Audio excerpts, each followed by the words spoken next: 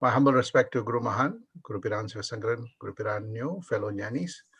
Today I'm going to cover Mahan's I God philosophy, but I'm going to speak about his I God book in a little bit more detail on why this book is really important.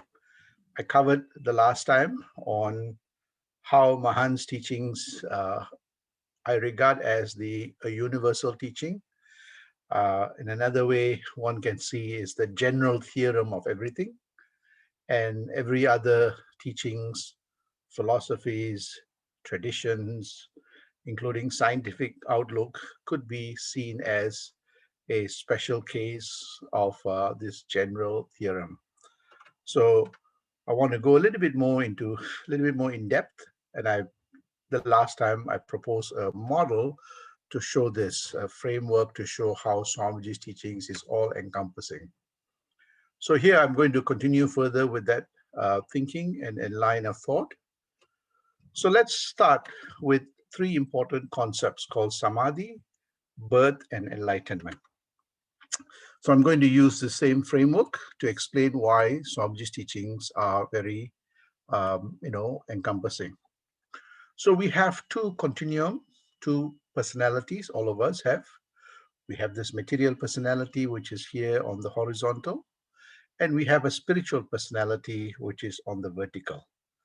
And sometimes we call the material personality as a small I, a limited identity, and the spiritual personality as the big I, as the wholesome, complete personality. And what is really interesting is that samadhi, prior to the, body taking birth, you know, and when we are infused into that material body, right, through the process of procreation and fertilization, you see that this is time zero, right? And this is where we see that both our spiritual and material personality are one, you see, and they are, and knowing, even if you see in terms of growth, there is some intelligence that makes the body grow, or, after 10 months, the mother has the contraction and the time for the material body to, transition from the mother to this material world. And we see that in that early period, at the period zero, when all of us were there, all of us were in that state of zero. That state is called samadhi. Samadhi means sama adi. We are one with the adi, the origin, the primordial. So we all start there and look at what it is. We see that our material personality and our spiritual personality are one. It's in a state of converged. And this is very interesting that as we, transition, so in this state, we are still both spiritual and material are one. But when the body grows, when the body, exits, and become an entity on its own, we see something really interesting happens. We see that, you have a material personality and you have a spiritual personality. And in the early days, it's still very close. We are not aware of it.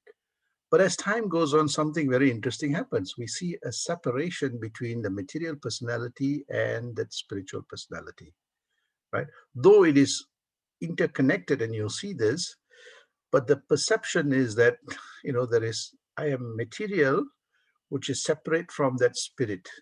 And that is the separation that we see. And we always want to unify. And the whole idea is that we want to get back to the samadhi state. And this is where great saints and sages, devise various methods. We call it yoga. Yoga means, in the root word, yuk means to be in union with. But somehow we are in a state of separation. We want to be unified, the material personality and the spiritual personality as one. But somehow in our material life, or the world that we live in, this four-dimensional world, we seem to have a separation between, at least a perceived separation between spiritual personality and the material personality. And what we see here is that the separation is very, very clear for some people, whereas for others, they don't see the separation. And I'll tell you why that is the case.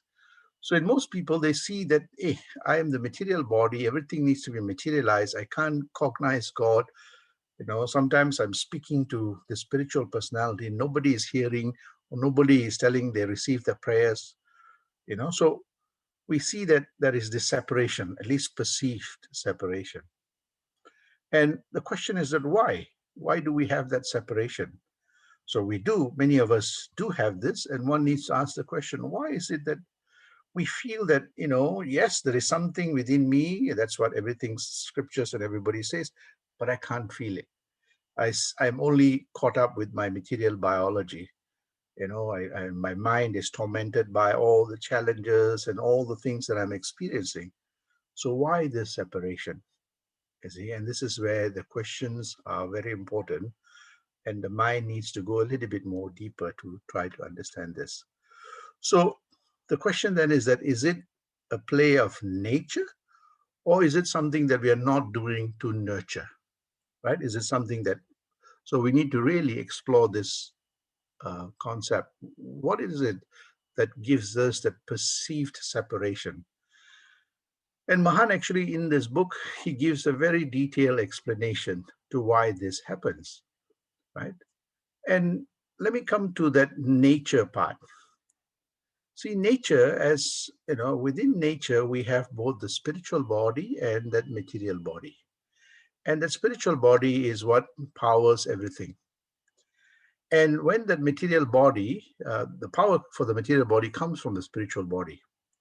But the material body needs to develop its personality to function in this four-dimensional universe. So it needs to develop softwares. The hardware could be, or the bigger software could be that universal personality. But to operate in this material world, four-dimensional material world where you have time, you need to design and develop softwares to operate in this four-dimensional world where time is linear. And nature has imprinted this in all our biology, our material personalities, for the material body, for the material personality to experience this material world, material biology. There's a set of rules that are embedded. And that set of rules are what designs and develop our personalities. It enables us to react and interact with all the things in this material world, and we form thoughts. Thoughts are a measure of experience. So, the early days of our childhood, we may not make sense. As we grow, we make sense through our experience, we make sense through education, our parents teaching us, all those things. So, we form thoughts, experiences, the thoughts then gives us, builds our material personality. So much of it is because of nature, the way nature has designed us, but also much of it is also, so nature, for example, we eat food, we eat nutritious food, our brains get well developed, the brains can analyze things, our senses become more sharper, and we see that nature enables to do that. Another important part is also the interactions that we have with people. That also builds our brain capacity, our neural connectivity. The more stimulation, the more challenges, the more, when a kid is at a very early age, you see that the developmental part is very fast and they're able to react. But if the development part is very slow, the child also can be very slow in understanding this material universe. So nature also plays a part, so does nurture. So nurture, and this is the part that is so important, in most of our nurturing is about the material world. From the time we are born, our parents teach us about how to eat, how to walk, how to do all those things, including our teachers, and right up to going to postdoctoral center, you know, we see that all of our teachings, everything that nurtures us is about the material universe. Hence, we see that the material universe is imprinted so deep and wide in our mind. And what happens is that we, you know, almost a substantial part of our learning and nurturing is tied to this material universe. And we devote very little time for that spiritual knowledge. In the early days, you see the children are sent to, spiritual masters to nurture the spiritual part. And from the age of 1, 2, by the time they're 7, 8, they learn about everything around the world, around the universe. So they build their spiritual, knowledge. They start meditating, they start introspecting at a very early age to understand the spiritual personality. And then at the age of 6, 7 years old, they're taught about the material world and everything else. And there's a beautiful combination that brings the two together. Unfortunately, many of the modern education does not bring the two together. If you see university, actually the university word comes from universality. Most of the universities teach about the material world and material universe, which is great, but very little time is devoted onto the spirit. So what we see here is that we become material personalities because that's what we've been, nature has imprinted that in us, and we have reinforced that with our nurturing.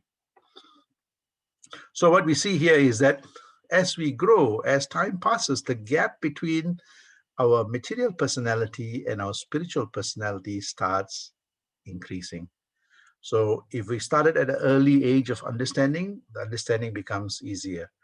But because this foundation is not there to bring that spiritual, the samadhi knowledge, the knowledge of the universality that we start here was not imprinted strongly, we see that the gap between our spiritual personality, experiencing that, and our material personality starts widening. And this is where we are always between which one do I choose? Do I become more spiritual or do I become more material? And this is where the zero-sum game I spoke about in the last satsang. So the whole idea is that, we start the gap widening because as we mature, we have to function in more complex environments. So we learn more material things, survival skills, either for our profession or, managing our family. So we see that the imprint of this material personality becomes stronger and the gap starts widening. And this is much of the challenge. So by the time you are 50, 60 years old, trying to understand these concepts become really difficult. Similar to languages, right? If you learn the language at a very early age, it becomes easier. But if you try to learn the language at a later part of your life, it becomes more challenging. So for the mind, for the brains to rewire and recalibrate, it becomes more challenging. But what Swamiji did was that Swamiji said, okay, so you don't have to do this trade-off. Swamiji opened a new pathway. And he realized that, yes, people live in this world where you have this duality, right? And he saw this among working people, where Swamiji was, there's a lot of fishermen. They are so caught up in their material world, they don't know when the next fish is coming. Among a lot of poor people, so they're so caught up and entrenched in this material world because of their daily struggles, right? And that was the priority. Swamiji realized that, how do I bring them together? So he started this path of, experiential spiritual learning. And he says, you don't have to give up one for the other. You can couple the two. And in the last class, I showed you how he created this new pathway to combine both the material and the spiritual personality as well. What he calls the small I, which is the limitedness, and the big I, and how to enable that convergence. So what he did was that he says, yes, you can do that through raising your awareness. So moving from this awareness level to a higher level of awareness through introspection, contemplation, reflection, meditation, in everything that you do, not just in meditative state, in everything that you do, so that both the material and the spiritual personality comes as one. He says that both the material and the spiritual personality, when there's a convergence, when the small I converges to the big I, ultimately you attain that universal personality. Not one, but not two, but one, the universal personality. So but that requires the acquisition of jnana. So what was a separation now becomes that which unifies. So earlier you saw the separation, But Mahan provided that bridge that enables you to bring the two together through increasing awareness. So Mahan says that, it is the bridge is somewhat like you have a thin hair that is, bringing the two together. And when you bring the fire, the hair burns up very quickly. And this is how the fickle human mind is. The bridge is so thin that, because of our so intensive imprint of the material world, the mind gets distracted. We can't make that leap across. So here he provides a much more stronger bridge, which he uses the Kundalini, which is the Unarva, to actually help the mind bridge the two together. And he speaks about that in the I God philosophy, a new direction that unifies the two. So here, what he does is that very interesting that he starts off. He says that instead of the separation, he shows the convergence through meditation. He says Kundalini meditation is a way that enables one to slowly fold that material world into that spiritual realm. And through his 3 stages of initiation, he teaches the mind to resonate to the inner resonation that both the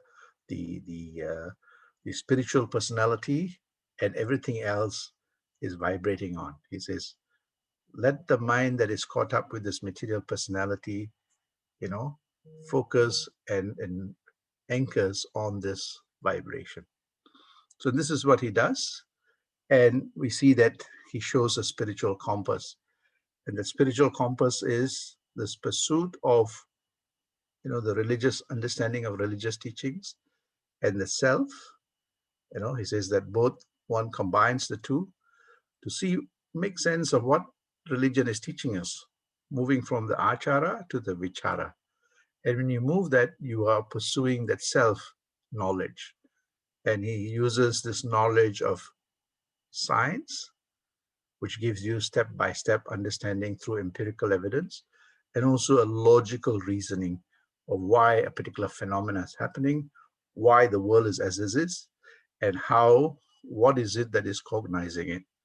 So what Mahan teaches is this meditation, but also teaches us to get our spiritual compass, understand our spiritual compass, recalibrate it, and become a master of that spiritual compass. And that spiritual compass leads us daily to practice it, as I said in the previous lectures, that it doesn't happen instantaneously. It is a gradual process that, through practice, having better understanding of our lives, introspecting, contemplating, reflecting, having the zest of living, not giving it up, divinizing our spiritual and also our material, life. Having a calm and a cool mind, unperturbed. I say, okay, no problem, we can address this. Having that steadfast perseverance and persistence, and as one does the first 6, slowly, you start converging through that enlightened state of that universality. And Swamiji says that you don't have to give up anything. You just need to spiritualize it and divinize it. And he shows that when one attains this universal personality, one does not have to give up anything. You see, one actually divinizes it, and you see that he doesn't say, look, you don't need desires. The spiritual capital is very important. Through this meditational process, one acquires that spiritual capital. When you acquire the spiritual capital, you have mental and emotional capital. You're able to understand things better. You're able to understand your own personality. The times when you are, very divine, there are times that you're not so divine. This combative person, that person that, the mind becomes very shrunken. He says that through this meditational process, the mind becomes more calmer. The mind is able to manage all the turbulence. When things are really good, it knows how to bring it back to the samattu or the samadhi. When it's too low, it also knows how to bring it back to the samattu or the samadhi. And when that happens, you see that your physical capital, your body becomes more healthier because your mind is healthy. You go, you do your workout, you eat well, you take care of yourself, you see. So when the body and the mind is very strong, your intellect becomes more sharper. You are able to understand things better, because part of the physical body is also your brain. Not only your physical body, but your brain also becomes more healthier, because while the body has got exercise and also nourishment, the mind too has its own exercise, thinking about complex things, challenging, and also going deeper. So while the body builds the muscles, the mind builds its neural pathway, its intellectual muscles. And you see that the intellect becomes more sharper and more deeper. When the intellect becomes more sharper and deeper, it becomes more creative. It is able to find new ways and new solutions to be able to find ways to overcome challenges, and also find ways to understand things better, including great teachings of great masters. And when that happens, you see that your creative capital improves. Really you become really innovative things that happen. And then you realize that actually within me I have certain talent. So your own natural capital that nature's embedded in all of us. So I always say that nature has not given everybody everything, but nature has given each one of us something. And sometimes we discover it, sometimes we don't discover it. The reason why we don't discover it is because we are paying attention elsewhere. The day we pay attention to ourselves, nature will reveal that natural capital in all of us. It could be good cooking, it could be music, it could be poetry, it could be understanding great philosophies, it could be speaking and inspiring people. That's natural capital. When you have good natural capital, the social capital, the ability to interact, the ability to work with people, the ability to understand people, the ability to provide leadership, the ability to learn, we see that our ability to interact with the world becomes much better. You have very little people that you disagree with. You're able to accept and tolerate. Yes, we may agree to disagree, but you would not you know think of them in a very negative way. So there's no negativity at all. So the social capital again is critical in living in this material world. And we see that as we are able to build that relationships, social capital also is building relationship capital with ourselves, with our spouses, with our family, with our friends, with our neighbors. That is part of that interactions that we imprint this beautiful, inspiring experiences and thoughts that nourishes our mind in this material world. And as we build that spiritual capital, it's all powered by the spiritual capital. That's why I put it number one.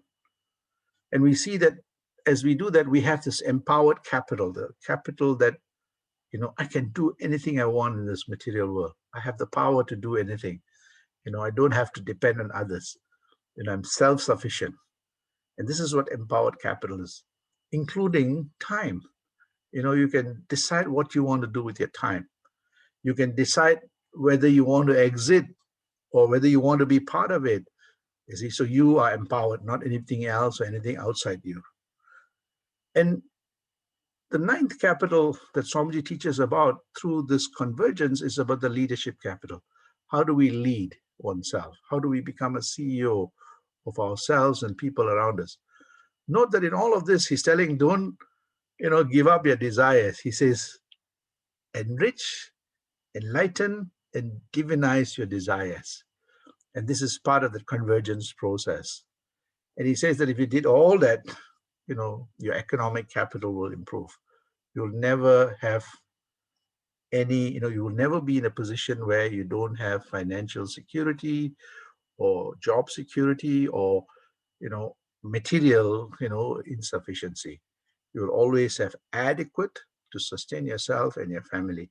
You may not be a billionaire or a millionaire. You have enough to keep yourself, supporting the body, supporting your family, and when the time comes to exit, you can naturally, beautifully leave.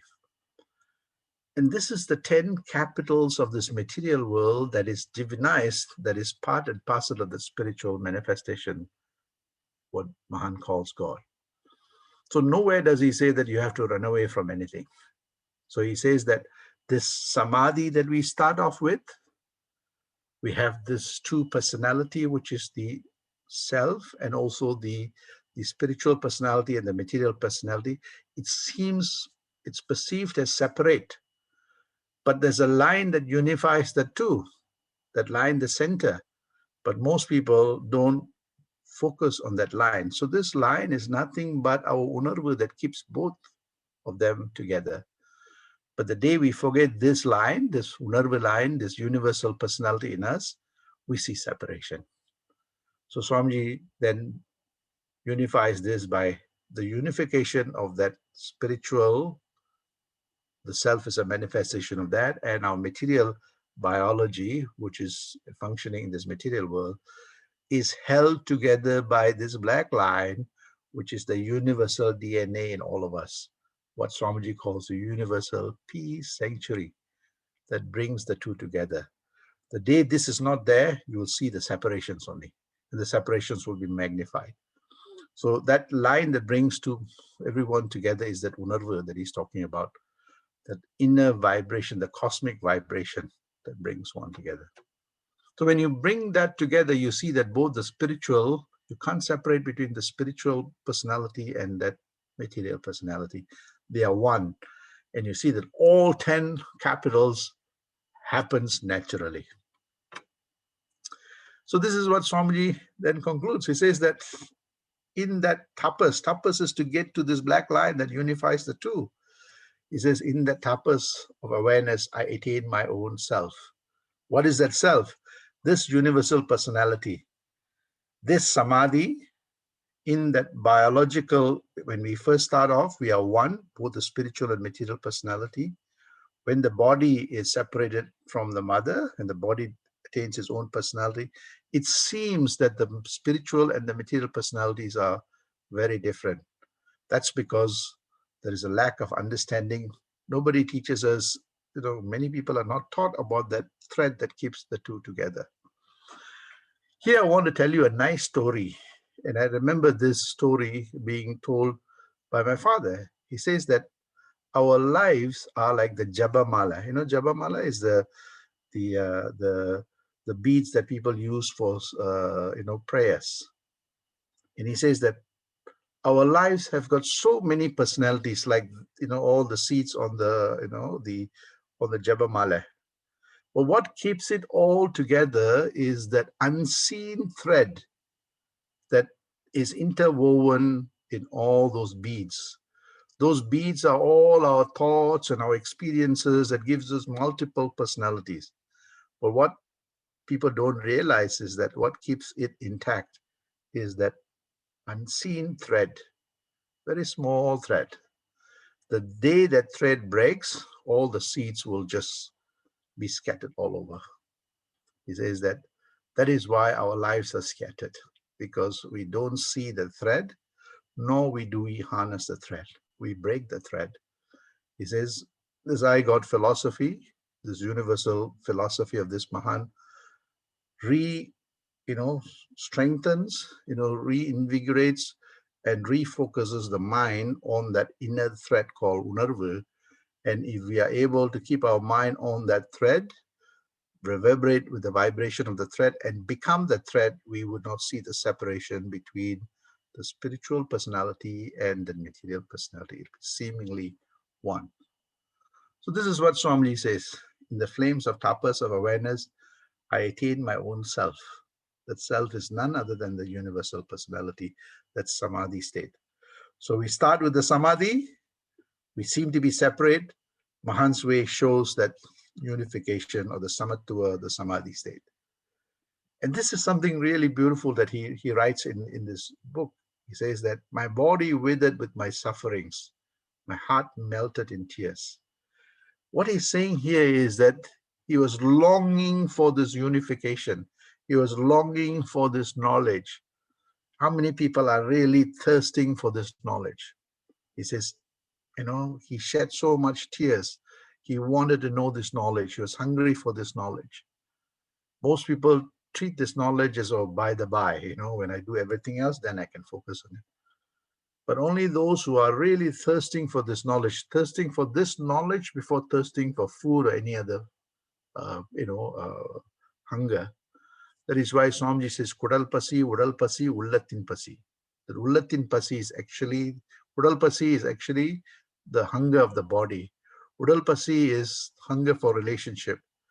And the third one, he says, ullatin pasi is the search to know who I am, what I am, to know the difference between myself, the personality, the material personality, and the spiritual personality. He says he was hungering for that. And he says that by my honest and sincere effort, by ever concentrating on the top eye, so the tapas, the intensive tapas that he pursued, I have realized my true self. So the intensity is very important. For one to attain anything, the intensity is very important.